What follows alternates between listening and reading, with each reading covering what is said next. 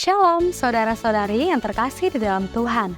Kembali kita berjumpa dalam program God Questions Indonesia yang bekerja sama dengan Yayasan Yaski. Kali ini kita akan menjawab sebuah pertanyaan. Pernahkah orang melihat Allah? Dalam video ini saya akan menjelaskannya dari sudut pandang Alkitab. Jadi saksikan videonya sampai selesai.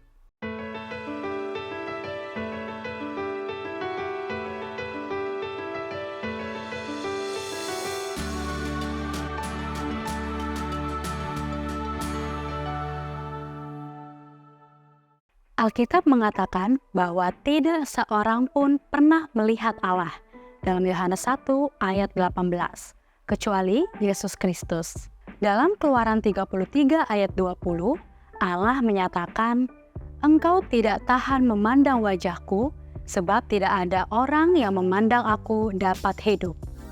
Namun, ayat Alkitab ini sepertinya bertentangan dengan bagian Alkitab lainnya yang menggambarkan orang telah melihat Allah. Misalnya di Keluaran 33 ayat 19-23, menggambarkan Musa berbicara kepada Allah, muka dengan muka.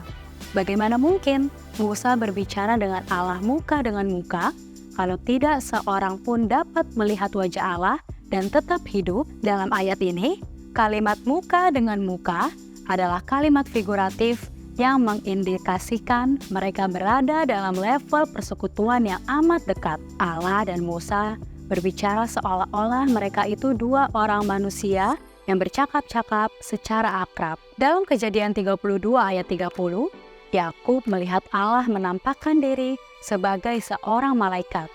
Dia tidak betul-betul melihat Allah. Orang tua Simson ketakutan ketika mereka menyadari bahwa mereka telah melihat Allah dalam Hakim-Hakim 13 ayat 22. Namun mereka hanya melihat dia dalam penampakannya sebagai seorang malaikat. Yesus adalah Allah dalam wujud manusia dalam Yohanes 1 ayat 1 dan ayat 14. Sehingga ketika orang-orang melihatnya, mereka melihat Allah. Jadi, ya, Allah dapat dilihat dan banyak orang telah melihat Allah. Pada saat yang bersamaan, tidak seorang pun pernah melihat Allah dalam segala kemuliaannya.